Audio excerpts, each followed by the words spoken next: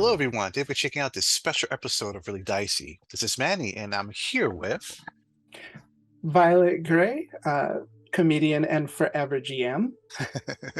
And today we're going to talk about the Dark Archive. I know we've talked about it a few times on Really Dicey about this book, but this book is really good. And instead of just doing a typical review of it, I figured we could do a top five of the top five things that we love best about Dark Archive. And how we're gonna do this is that it's not gonna be a like a top five in the sense of like I'll do three and my partner here will do two. We're going to do our top five each and Mhm. see if any of our favorites either overlap or they're very different from each other, or what do we consider our favorite. We'll are not favorites. So we'll find out. um, Yes, let's so do it. so I'll go first. Let me share what's my favorite archetype and or player option that you can be in this book. Alter ego. Why? Yes. Because I've heard people, I've seen debates about Pathfinder whether or not it's considered fantasy or science fiction because it's kind of somewhere in between It kind of dabbles sometimes. into both. Yeah. Yeah, and I've been looking for something like Changeling, but I don't know, something like a little more like Matrixy in some Mhm. ways. And Alter Ego is fits it perfectly in my opinion. It's it has such really cool, it's like it if you wanted a spy, if you wanted to have a spy game, Alter Ego is perfect for it. You have such great feats that help you uh disguise yourself in much better ways than I guess fantasy could do. For Mhm. example, there's a ability in feat 4 ability called in plain sight. And Mhm. so instead of using stealth, you can use deception. So if you're pretending to be, let's say, a construction worker, you can use deception to pretend that you're actually doing construction things, Mhm. instead of using stealth to hide away in a different way. So I love that you could change abilities like that. And if you combine it with the reflections heritage, I think that even gives you more great storytelling options. And I just want to just say real fast that I also enjoy the time mage and psychic class options Mhm. as well.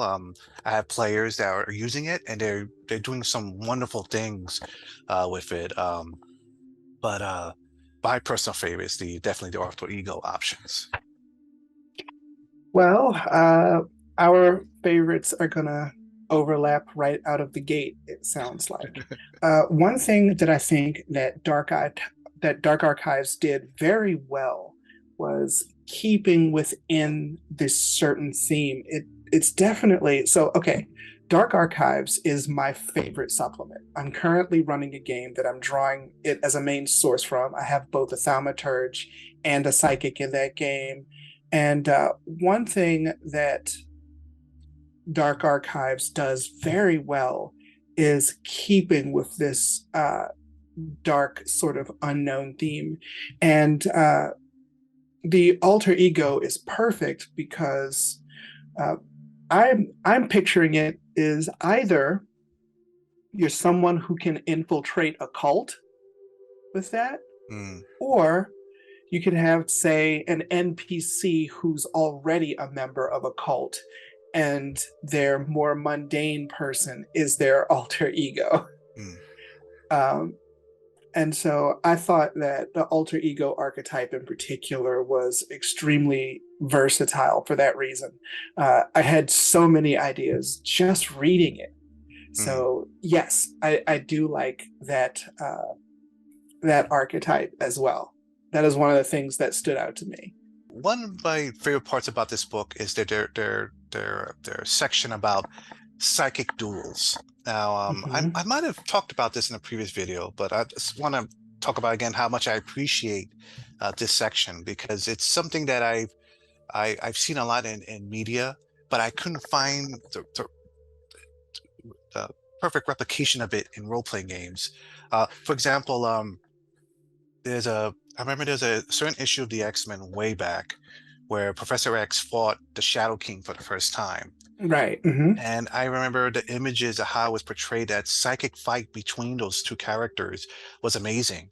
And at the time, I think I was playing second edition D&D and some other ones, and then I couldn't find that right type of like, all right, we're fighting in the psychic plane and we're trying to destroy each other, and and I guess it is difficult to find rules to use that Hmm. environment to your advantage. But I thought the rules here are great. There is some rules about it in um, the game mastery guide that came out, but Hmm. I thought they did a great job in expanding it. I liked the rules about creating your environment, um, whether or not you want to make it non-lethal versus lethal damage, and converting normal attacks to mental attacks. What does that mean exactly? And and using will DC, like that becomes your armor class, and that you have to use that for all your saving throws, and it explains how that works. And there's a lot more options in there too, and I thought that was fantastic. And I have not used this enough yet, but using a little bit what I have so far, I'm enjoying it. Yeah. So I'm a little salty because I saw Doctor Strange Multiverse of Madness and I thought they did Professor X dirty Mm, in that movie. Uh, there was no psychic duel there. I thought that that could have been awesome. So it was good to see the rules uh, done so well in this one. mm, One of the things that I liked was actually the character classes. I think that for a lot of the Pathfinder character classes, in some ways, they're variations of existing classes. Like there are some classes that are just like a variation of a fighter, or a variation of a divine caster, or a variation of a wizard. And I thought that Thaumaturge in particular was really interesting. There's not a lot of other classes I can compare that to. For those of you who don't know, Thaumaturge is basically a character class that's introduced in Dark Archives, where you are an investigator of the supernatural and you've seen things, and so you kind of have like an occult charm or gadget for every situation. Um, you start out with an object, it might be a mirror or a lantern that has special abilities that you can unlock as you level. And I thought that was really interesting. I really like the classes, especially in my current game, where for which Dark Archives is the centerpiece. I have a thaumaturge and a psychic now, and it's really interesting seeing what they do with those things. Psychic is interesting also with the conscious and subconscious mind mm. thing, and those determine what spells you have and what abilities you have. And yeah, I've my second thing is I really liked the classes and once again how they fit with everything. Um, yeah, that's something I really appreciated. Mm.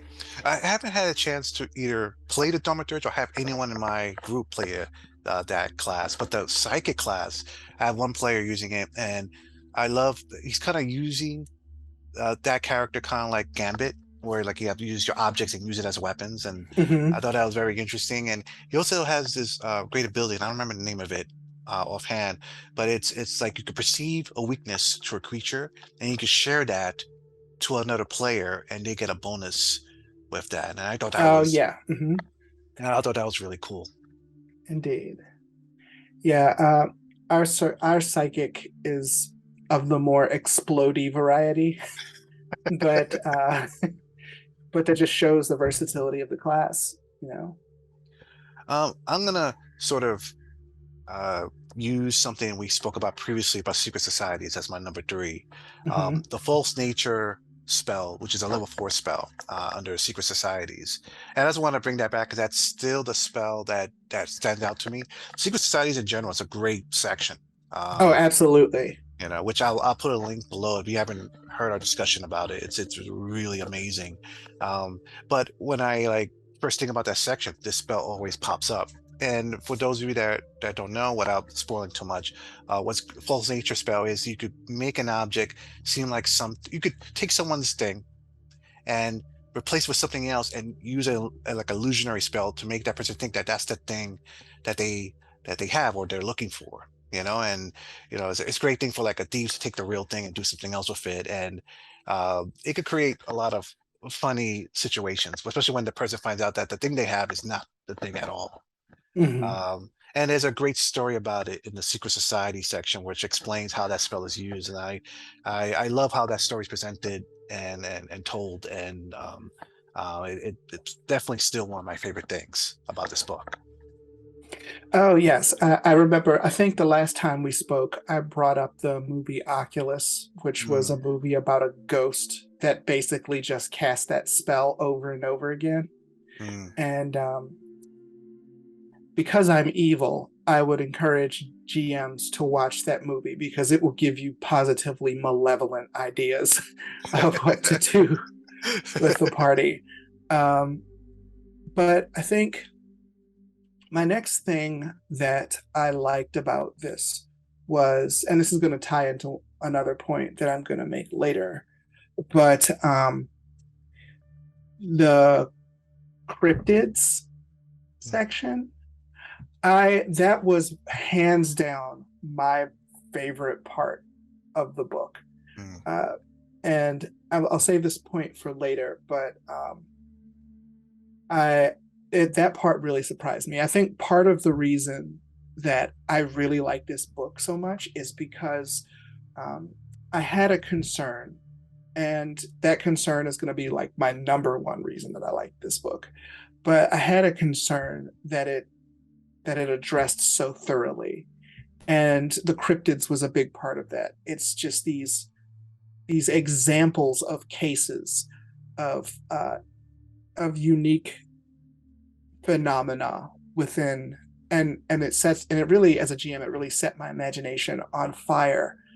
But yeah, I loved the false nature is another good example of how everything in the book slowly paints this vision toward dark archives. I even liked how at the beginning of the book it talks about there's a section of the Pathfinder Society that investigated the unknown, but those archives were disseminated after the Dark Archives part was shut down, and how that member of the Pathfinder Society was trying to save those books and not have that knowledge lost. I even love the explanation in the book for why the text exists. I thought that was extremely well done. mm. I do like the cryptids and the cult sections of the book Yes. because I think they're what people really like right now in our society. We cults. Well, I'll get into that in a second. But cryptids, the idea of like the Mothman and Mm-hmm. Slender Man and all these creatures that now live among us, and I find that very fascinating. So I'm really glad they brought that section in because this makes the book feel more modern. If that Mm-hmm. makes sense. Um, Yeah, yeah, absolutely. I remember there's one part of the book where they talk about going to investigate these lights, and you find out, without giving away too much, that the lights are being generated by this huge aquatic creature, the likes of which, this is important, the likes of which you will not find in any of the bestiaries, mm, because the whole point is that this is the unknown. mm, um, and that was one of my favorite. I also liked the different cults, because I find that cults come up in my games over and over. It's just my style. It's just mm, how I play, but how I GM rather. But but yeah, I agree mm. with that. And speaking of cults, my number four, the adventure called the Verdure of Iblidos, or Iblidos. I hope I'm saying that right. Um, well, two reasons. One, I like that this part of the world gets explored a little bit more, because for what I understand, that this section of the world deals more with the typical, like, like I could say, Greek mythology in some ways. Mm-hmm. So you don't see, I love seeing that section of a Galarian, but the adventure here, it was pretty difficult to run. and but I enjoyed it because it was difficult Mhm. because you're again, this takes place. I won't spoil too much, but this is in the cult chapter of the book. So you're dealing with cults. You're dealing with people that are have a very skewed perception about things, and my players had a hard time figure out what to do. Like, as in, like, should we destroy them? Can we save them? Can you? That was the thing. Like, can this be fixed? And that was like Right. really the Interesting. problem.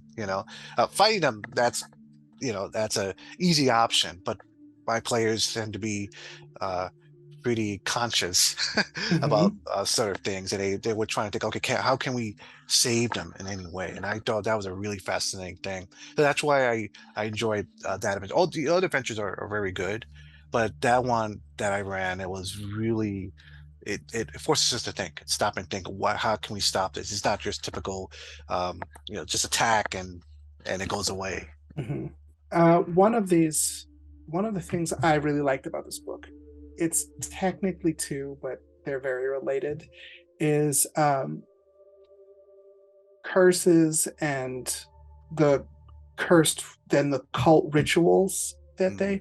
So for people who don't remember, because I don't see this used a lot, rituals are basically like spells that take a long time that literally any character can do. They don't have class requirements. They don't require you to use spell slots. Anyone can do them. It's just that you can't do them, say, in combat because they're not those type of things. It's things that take time and resources. And I love. They went into curses, which is a part of the book that I enjoyed, and they talked about like cursed objects. They talk about curses as spells. They talk about dying curses and how the curses affect. And I thought that I really liked that part for storytelling reasons because I find that a good curse can be the beginning of a particularly dark story. mm. And I'm biased because all of my stories are particularly dark stories. So my number five, under uh, curses actually, is bargain contracts. So the items here, I don't know. I don't think I'll ever use them, but I remember them because they're so eerie and kind of gross.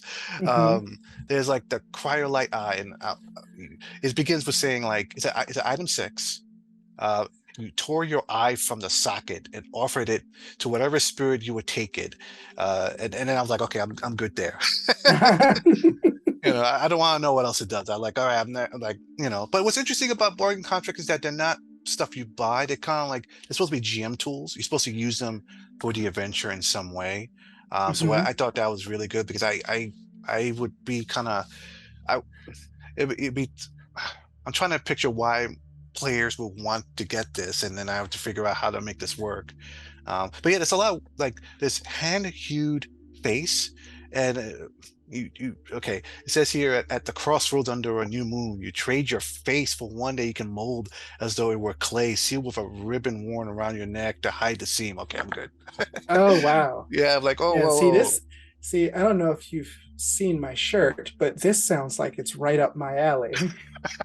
Um, yeah, absolutely. I need to reread that part. That part sounds awesome. yeah. It's almost like, it's definitely, if you're not into, I guess you could say, body mutilation horror. Mhm. Oh yeah, And body horror. Yeah. yeah, Barry, this is not the section for you, but I sort of do it, I sort of don't. It's kind of weird. Hmm. It's like, almost like I'm like, kind of like a moth to the flame. Like, oh, I shouldn't be near this, but I'm intrigued. Yeah. Hmm. So that's why I do like this section. It has some really interesting items. Again, I don't want to spoil too much, Hmm. but they're described wonderfully and horribly at the same time. So that's definitely stands out to me, and that's why I made it my number five. Okay. So my number five is the reason that this is my favorite book. So when I saw that Dark Archives was coming out, my thought was how are they going to make the things that we associate with being spooky, namely like ghosts and zombies and undead, how are they going to make that scary again? Because Pathfinder bestiaries are full of ghosts and undead and things that go bump in the night regularly. And Book of the Dead just came out, which is probably half monster manual, Yeah. full of all undead things. And so my original concern was, how are they going to make this spooky again? Mm, And the answer was, they didn't try. They, instead of trying to make what's already familiar to us spooky again, they focused on the unknown. So they had new curses and new types of curses and cryptids, and which are things that we have never seen before, like monsters and secret societies, which has gone more into in Dark Ages, in Dark Archives, than in any other book. mm, And so they really, really kept my interest with new things to think about, basically. Uh, and I loved how everything fit in. The curses fit with the theme. The thaumaturge and psychic, they fit with this more occult theme. The secret societies, um, the mirror heritage, it's like, that's creepy. And the alter ego, and it all just sort of, for me, it all just sort of fit together like a perfect little puzzle of creepiness. mm. And and yeah, my I guess my thing is, what I loved most was uh, how it innovated and it sort of reinvented what it meant to be spooky in a setting where there's an entire nation of undead called Geb, Mm. and it was able to redefine spookiness and make things spooky again, even in that setting. I agree. I totally agree. I love Book of the Dead, but Book of the Dead definitely feels like an adventure book. You know, Mm-hmm. it's something that you take, your typical fighter, magic user, cleric, thief, and you go on adventures and you fight the ghost nations and fight the Lich King, and things like that. But Dark Archive, um, it really speaks to me more, which I'm surprised, honestly. I thought, again, I think I mentioned this in the other video, that I thought everything that needed to be said was said in Book of the Dead. But Right. Dark Archive gives that extra level of horror, of modern horror, I guess you could say, so that if players Mm-hmm. want something a little more extra, maybe your players have played Call of Cthulhu and they want something a little bit like that in their game, Absolutely. Mm-hmm. you know. Um, Pathfinder has done Pathfinder Golarion in general is a very weird world where almost anything can happen. It can be science fiction, but it can be straight fantasy as well. And now it's exploring more on like different levels of horror. And I think that what makes the system work really well. It could be anything. Anything can happen. Yeah, absolutely. There are so many places in Golarion that are good for depending on what you're into. Like the area around the storm is Mm, good for, a pirate themed adventure. There's an adventure where there's an entire expansive desert mm, where they issue religion. There's the Mwangi Expanse that has like jungle terrain, and there's even a place that has higher technology. There's a place that, which I'm drawing from heavily, mm, that is reminiscent of Ravenloft, this sort of spooky Castlevania sort of area. mm, Um, and I like how I could adapt Dark Archives to just about any of these settings. mm. Yeah, that's true. You can use that almost anywhere. I'm I'm looking forward to the Impossible Lands. It seems like every book is connected, that keeps coming out, like everything is linked. Every new release is linked to the previous books very Mhm. closely. So I'm very keen to see what new worlds we can explore here. Absolutely. Uh, and it's perfect thing to tide me over till I finally get my Chansha expansion that I want so much. Do you hear us, Paizo? Yes, Paizo, you know you want to. Viewers, thank you for watching. Please like and subscribe. Let us know, do you have the Dark Archive? It's been out for a few months now. What did you like best about it? Let us know. Share with us. I'm curious to know what parts of the book you found intriguing. So everyone, happy Halloween. We'll see you soon.